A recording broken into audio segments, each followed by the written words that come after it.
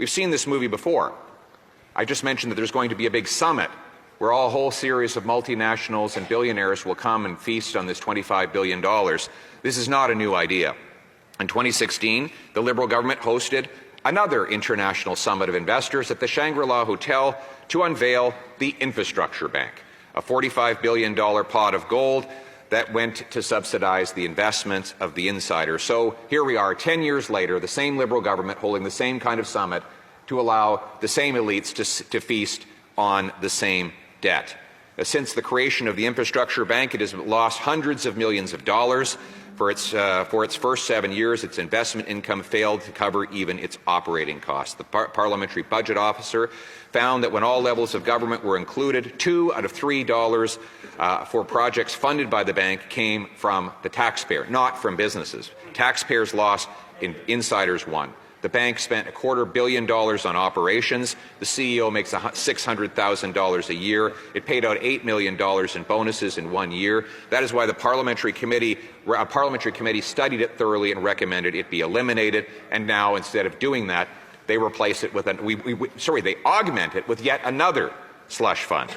Then again, in September of 2024, the Liberal Finance Minister Chrystia Freeland pledged to create a Canadian growth fund, seeded with taxpayers' dollars, to try and bring back the $1.2 trillion of pension funds that this Liberal government has driven abroad. And who was hired, who was tapped to administer that fund? Brookfield.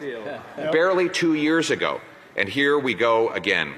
Another summit, another fund, another transition office, another name for the same old Liberal idea, the illusion of change, the reality of more of the same. As Desjardins wrote, that the proposed fund draws strong parallels back to the Infrastructure Bank.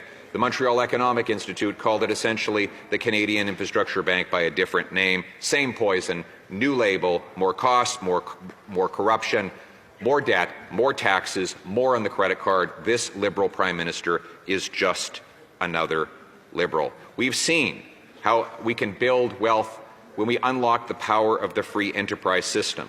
The answer is not to weigh the economy down with even more government agencies on top of the countless that already existed a year ago and the 13 new ones that the Prime Minister has since created.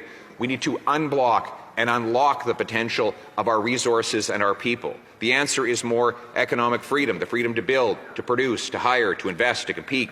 We must replace an economy of carve-outs, handouts, and bailouts for insiders with free choice, opportunity, and affordability. If a project is safe, lawful, and in the national interest, just approve it. If the company can build without taxpayers' money, let it build now. If workers can build bigger paychecks by producing energy, minerals, food, homes, steel, aluminum, copper, and more, get the government out of the way and let them do it. Let businesses compete for customers, not political favor. Let entrepreneurs win with the best product, not the best lobbyists. Let workers earn a powerful paycheck, not wait for government handouts. Let Canadians build sovereign wealth, not borrow sovereign debt. That is the choice. State-controlled crony capitalism, where political influence becomes the most valuable commodity, or free market, where work, savings, risk-taking, service create prosperity for everyone. The options are a top-down, state-controlled crony capitalist system or a bottom-up, merit-based free enterprise system, a political aristocracy, or, Mr. Speaker, an economic meritocracy. That is the choice. We want this to be a country that restores the promise to the people, that anyone who works hard can enjoy affordable home, a safe street, good food on the table, realize their dreams. A country where our people get ahead by having the best product and the best work, not by having the most political influence. We do not want a country of bureaucrats and busybodies, of gatekeepers and grifters, of tax collectors and toll masters. We want a country of artists and adventurers, entrepreneurs and explorers, workers and warriors, pioneers and patriots. That's the country we seek to build. Now let's get building. Thank you.